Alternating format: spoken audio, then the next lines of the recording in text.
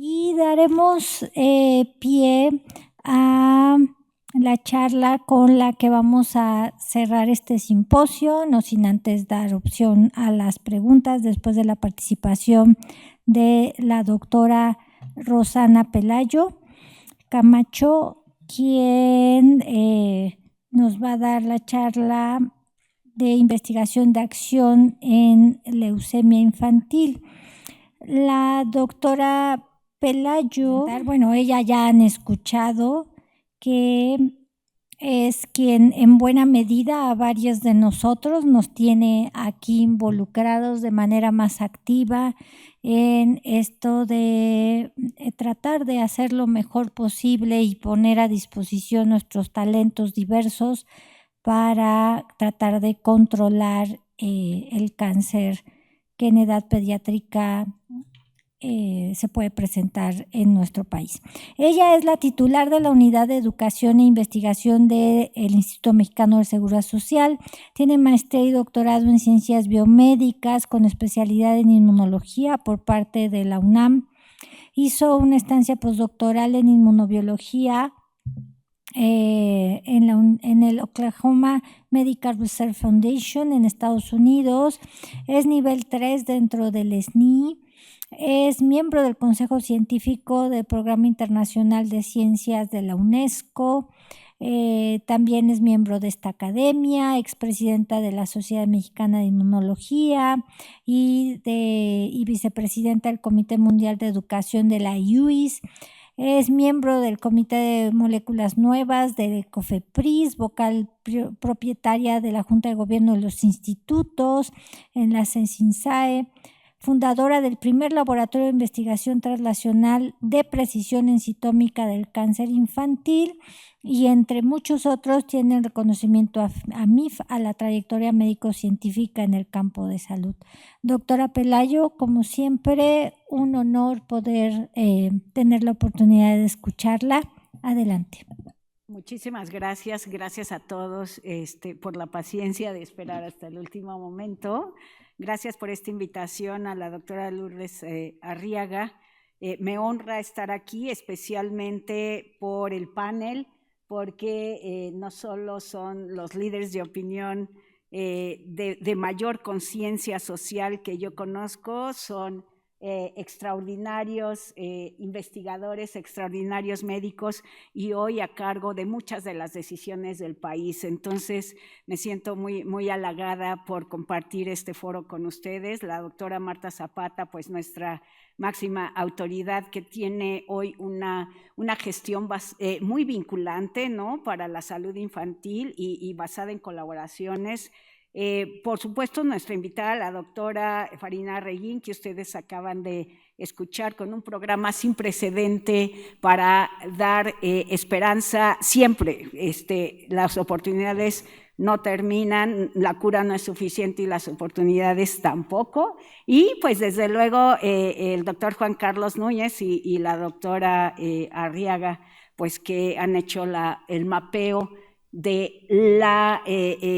inmunología de la leucemia y el mapeo de la vulnerabilidad, que son imprescindibles ambos para cualquier intervención. Me gustaría muchísimo comenzar esto solo nuevamente resaltando la relevancia de la concientización, hoy que empezamos septiembre, de la concientización no solo de la biología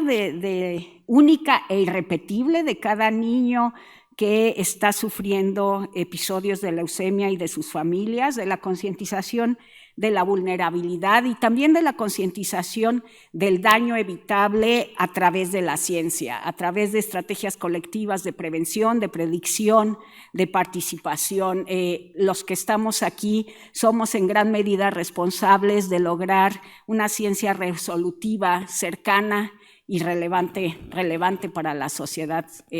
por supuesto. Entonces, bueno, pues con esto inicio, también resaltando que la historia del cáncer infantil es una de las historias de mayor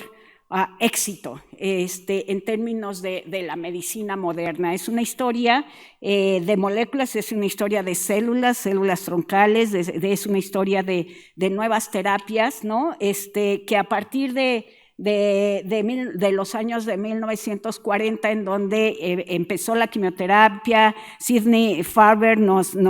apabulló con nuevas oportunidades y hemos logrado hoy en día hablar ya de terapia celular, de CAR T-cells. Entonces esto lo hace muy exitoso para algunos cuantos, para aquellos países cuyas economías son desarrolladas, porque también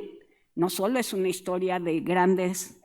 avances en la medicina, de grandes avances tecnológicos en la citometría, en la radiología, ¿no? En la terapia combinada, es también una historia de derechos humanos y es una historia de inequidad. Y eso se debe de concientizar, ¿no? Para que logremos que en nuestros países, en nuestras regiones, con los hermanos latinoamericanos, tengamos las mismas oportunidades que tiene la infancia en otros lugares del mundo. Y nuestro mapa actual indica, no por muchos años, porque el trabajo que se está haciendo en México va a revolucionar y va a dar un giro total, de manera que en el siguiente quinquenio o en la siguiente década ustedes no vean pintado de rojo a nuestro país, pero hoy por hoy tenemos de las peores tasas de morbilidad y de mortalidad, de las peores tasas de incidencia, como lo pueden ver en su extremo derecho superior, y nuestra meta pues es numérica, es cuantitativa y se trata de, no importa, ¿no? Por supuesto queremos prevenir, pero no importa que nosotros tengamos que enfrentar un tumor leucémico, no por enfrentarlo y no por haber nacido en México o en otros países de economías menos desarrolladas, debemos morir. De eso se trata. Y para lograrlo, pues necesitamos tomar muy en cuenta los derechos humanos. La historia está escrita desde Naciones Unidas, desde la consagración, ¿no?, de los derechos humanos, al acceso a la salud, por supuesto a la educación, pero sobre todo los beneficios de la ciencia, que es de lo que venimos a hablar hoy. Y esto ha ido en progreso, consolidándose con nuestra Constitución mexicana, después con todas las cartas de la UNESCO y con los acuerdos que se han hecho y que aclaran, ¿no?, de forma muy enfática que la ciencia debe de salvar a todos, no unos cuantos. Y para que salve a todos necesitamos unificarnos, necesitamos empezar a hacer colectividad en los programas, ¿no?, y avanzar juntos. Afortunadamente, el gobierno de México en este momento pues, nos ha mandatado un desarrollo con bienestar y con humanismo y salud con equidad y con justicia social. Y el decreto que recién se acaba de firmar, pues nos fortalece y nos privilegia con inversión en ciencia para la salud de los más vulnerables. Y dentro de las poblaciones más vulnerables, pues están las poblaciones de los infantes, las pediátricas, adolescentes y los jóvenes, ¿no?, que se enfrentan a patologías oncológicas con su familia. Y entonces, bueno, aunque esto es una caricatura, ¿no?, para mostrar hacia dónde vamos a la justicia con nuestra ciencia, con una atención personalizada, en donde no solo podamos proveer a los mexicanos a nuestro cargo de iguales oportunidades, sino seamos equitativos. No todos en nuestra nación tenemos la misma identidad y entonces debemos de proveer de un sistema de salud que atienda a cada una de las realidades de los pacientes y, de no ser así, reparar el sistema. Y de eso se trata la historia que vengo a contar hoy, de los hitos que han cambiado el rumbo de la leucemia infantil, reparando el sistema. El primer hito es la creación de OncoCrean, un sistema de salud accesible, de atención accesible, incluyente y humanista, en donde se abolió por completo la llegada de todos los pacientes a nivel central, ¿no? No importa que hubiera gasto de bolsillo, no importa que los papitos tuvieran que dejar sus trabajos para venir a la atención médica y a hacer pues algún procedimiento y algún tratamiento, sino hoy día nosotros tenemos 36 centros para la atención de cáncer infantil en todos los lugares de la República para dar cobertura total a todos, y esto es una situación de equidad y de accesibilidad. Estamos haciendo accesible la salud y, por supuesto, también los beneficios de la ciencia. Y el otro hito que ha marcado esta historia y que es hermano totalmente de la creación de OncoCrean es la creación del laboratorio de citómica del cáncer infantil. Un laboratorio que está implementado, que ha sido implementado a raíz de un proyecto muy grande de investigación que fue no solo apoyado, acompañado y hecho crecer por el Consejo Nacional de Humanidades, Ciencias y Tecnologías, hoy CECITI, y que se decidió implementarlo donde estaba la vulnerabilidad y donde estaba la necesidad para poder tener absoluta, ¿no? Visibilidad de lo que estamos atendiendo. Este laboratorio está en Puebla y cuenta con la máxima tecnología en citometría, pero también cuenta con un grupo de expertos que tienen maestrías, doctorados, que han sido unos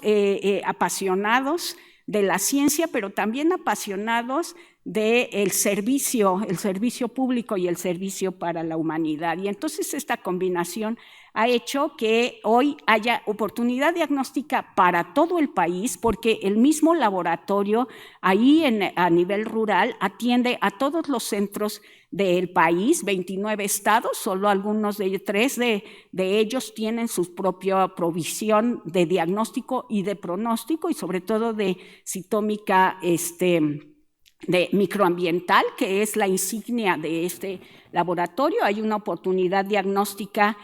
que pasó de ser de semanas, ¿no? De más de 2 semanas. Ay, muchísimas gracias. Bueno, parte de los resultados de haber hecho esta implementación asertiva, pues la oportunidad diagnóstica, decíamos, y sobre todo se generó una ruta crítica de movilización en donde no se movilizan los pacientes, no se movilizan las familias, solamente la ruta está con biocustodia y se movilizan las muestras de manera que los especialistas pueden tener oportunidad de proveerles los resultados a los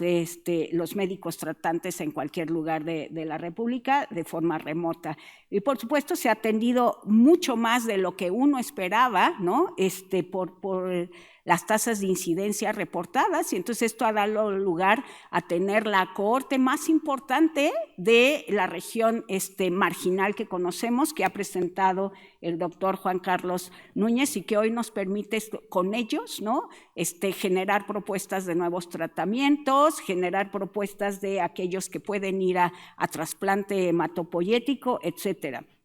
Y se ha sistematizado todos los informes de resultados, algo que nos hacía falta en el país. Como producto de tener un diagnóstico de precisión y oportuno, pues hemos podido hoy sí tener la radiografía del país, de cómo se distribuye la leucemia, dónde están los hotspots de leucemia, cuáles son las características que hacen desigual a la misma patología entre los individuos y en dónde debemos de enfocar nuestra atención para las intervenciones más efectivas. Hoy sabemos que la edad promedio nacional es de 8.7 años al debut, que la edad promedio para la enfermedad medible residual nacional es de 10.8 años y que la recaída mayoritariamente se está presentando en adolescentes mayores de 10 años. Y entonces estamos muy enfocados en desentrañar, ¿no?, la biología en estos grupos de edad. Se ha construido por primera vez esta ruta de atención para una red hospitalaria Centro-Sur, en donde no hay instituciones, porque hemos logrado acoplar en el mismo sistema multicéntrico a Secretaría de Salud. Ahí lo ven ustedes, con 12 hospitales en una región Centro-Sur, que vamos a mostrar los resultados de piloto y después de la implementación constitutiva, al IMSS, al ISSSTE, inclusive a aquellos hospitales que ofrecen medicina privada. Y como resultados, bueno, de los que más nos entusiasman, por supuesto, es que en el primer año, después de que ha iniciado este gran movimiento revolucionario sobre diagnóstico y pronóstico temprano, accesible a toda la nación, es que hemos reducido tan solo en el primer año más del 11% de las tasas de mortalidad que estábamos viendo. ¿Por qué tanto? Cuando no es todavía mortalidad o cuando no estamos hablando de supervivencia libre de enfermedad a 5 o a 10 años, porque en el primer año es donde se registra la etapa más agresiva de la enfermedad, donde la mayoría de las muertes suceden por toxicidad, por sobretratamiento, ¿no?, o menor tratamiento, y entonces donde el diagnóstico asertivo significa muchísimo, significa años de vida ganados. Entonces, en ese primer año se redujo la mortalidad, se aumentó la supervivencia tanto como más de 6 siglos. Se ha hecho un cálculo de que en esta primera etapa hemos casi logrado 6,5 siglos de años de vida, siglos de vida ganados en la cohorte Centro-Sur, que inició como un pilotaje y que se fue consolidando hasta tener cifras de supervivencia casi similares, o sea, más del 85% a lo que muestran los países del mundo desarrollado. No solo eso, se implementó enfermedad medible residual de una forma estandarizada, unificada para todo el país, ¿no?, y oportuna, y eso ha logrado también que haya una estandarización en los protocolos de atención, no solo del tratamiento, sino de la atención integral de todos nuestros menores. Y esto ha disminuido en mucho la mortalidad también en el primer año, pero hoy que estamos ya ingresando al segundo y tercer año de varias etapas de nuestros pacientes, ¿no?, que han ido incorporándose a esta cohorte, pues vemos sustantivamente, ¿no?, que desde el segundo año de operación logramos hasta 96% en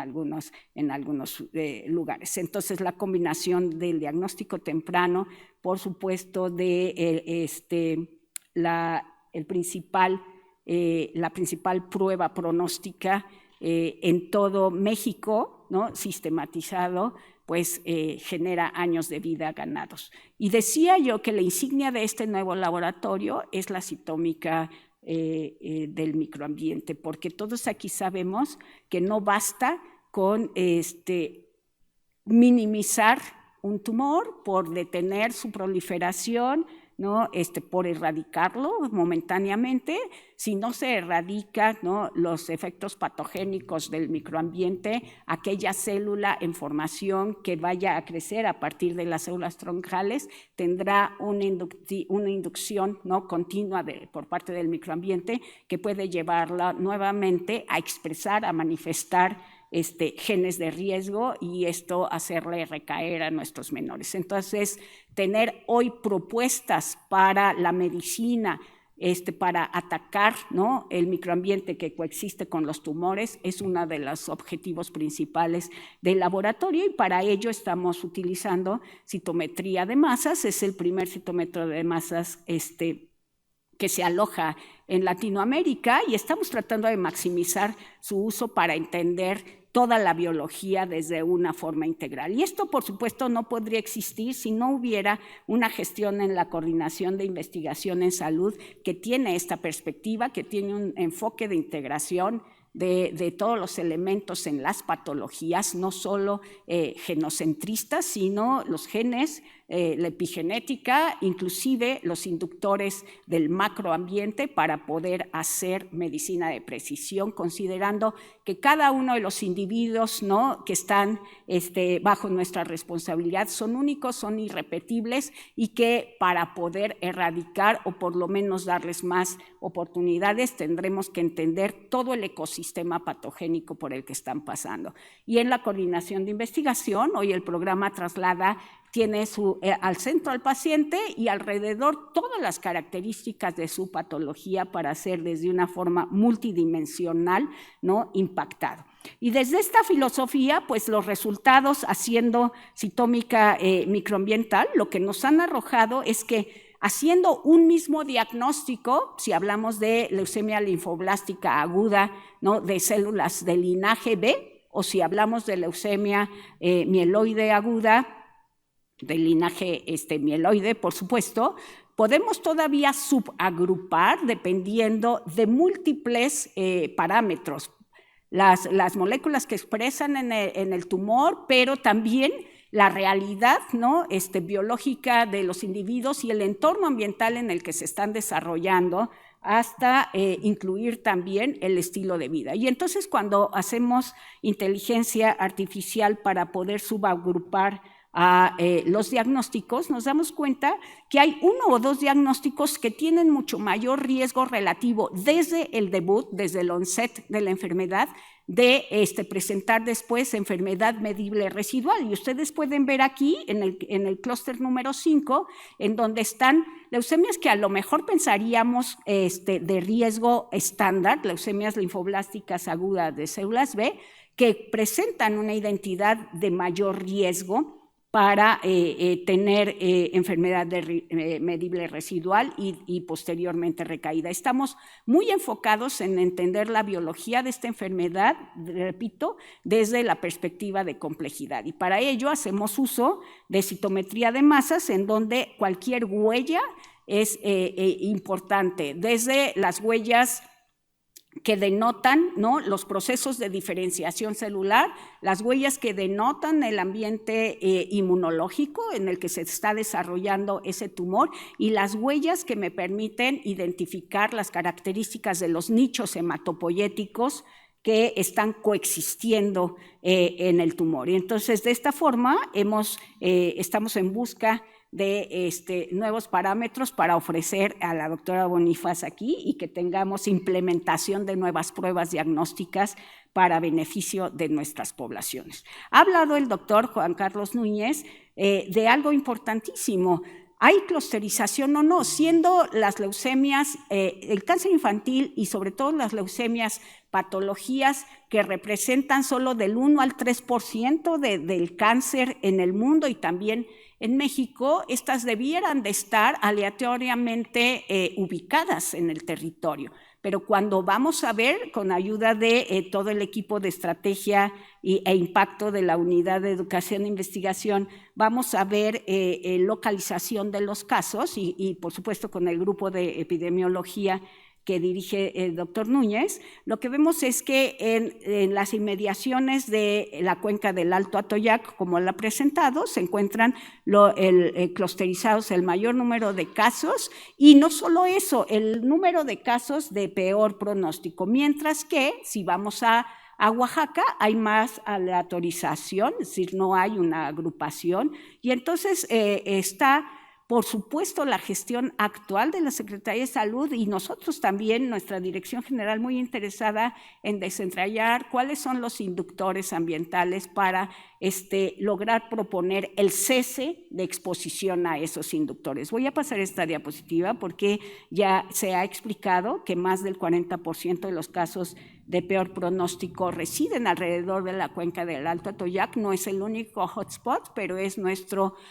primer descubrimiento y estamos, por supuesto, muy interesados en entender los mecanismos que subyacen a esa vulnerabilidad. Y para ello, también en el laboratorio de citómica, con expertos que ahorita les voy a presentar, estamos tratando de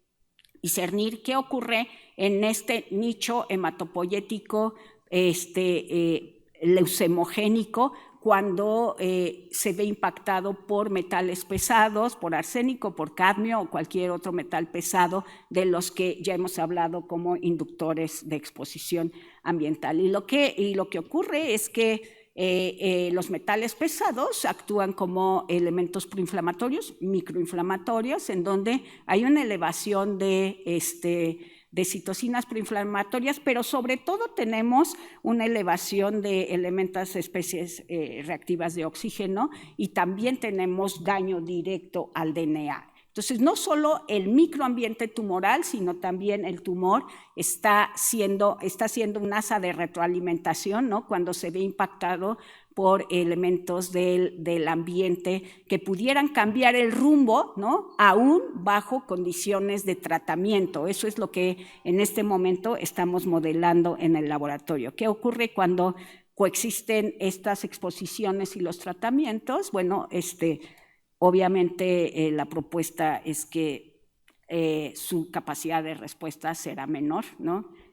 Como la de un paciente metabólico o con otras comorbilidades a la de un paciente que no tenga comorbilidades asociadas a su tumor primario.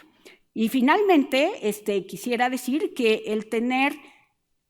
tecnologías de organoides no solo nos ha servido para ver cuál es la respuesta del tumor o de los nichos hematopoyéticos a inductores externos, sino también para empezar a conocer cómo son las dinámicas de migración al interior de la médula ósea y extramedular, porque un problema muy importante que existe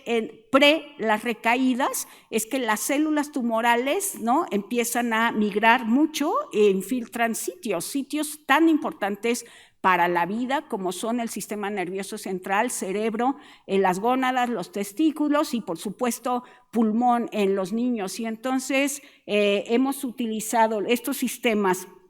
de organoides y en combinación con sistemas de genotrasplante humano-ratón para entender los mecanismos de migración. Y estamos muy contentos porque en colaboración entrañable con el grupo del doctor Michael Schnorr de Simvestab, hubo un descubrimiento seminal que es una molécula llamada cortactina, que es una molécula de unión a actina y que le ayuda a la movilización, ¿no? Es el motor de las células tumorales en varios casos de quimiotaxis, pero aquí en infiltración patogénica. Esta molécula dirige a las células tumorales a sitios extramedulares y cuando está ausente el organismo entra en un estado estable. Y entonces muy recientemente, se ha aprobado la patente de cortactina como una molécula predictora y pues estamos trabajando durísimo, no solo para poder predecir quién puede desenlazar desfavorablemente, sino por supuesto para intervenir ese desenlace desde la activación de cortactina. Y nos ha pedido hoy la ciencia, hoy nos ha pedido la sociedad, hoy nos ha pedido el sistema que siempre haya una comunicación familiar, porque la ciencia no debe de ser para que los que estamos aquí la entendamos, sino para que la asuman, la absorban, ¿no? y participen con nosotros todas las familias. Y entonces hemos hecho también mucho trabajo de acercamiento con las infancias y sus familias, y pues les invitamos siempre a unirse con nosotros. El impacto es máximo de hacer ciencia en los lugares vulnerables, de llevar, como dice la doctora Zapata, la tecnología al campo y de llevar el conocimiento al campo, y esto ha impactado, por supuesto, en la toma de decisiones, pero sobre todo en la equidad, la inclusión social y la resolución de los primeros años de cara a la leucemia. Y con esto quiero terminar presentándoles a pues, todos los artífices de estas historias, que son las y los investigadores jóvenes que se encuentran en el Laboratorio de Citómica Infantil y que están ansiosos de conocer sus propuestas o de tenerlos ahí como colaboradores. Muchísimas gracias a todos ustedes.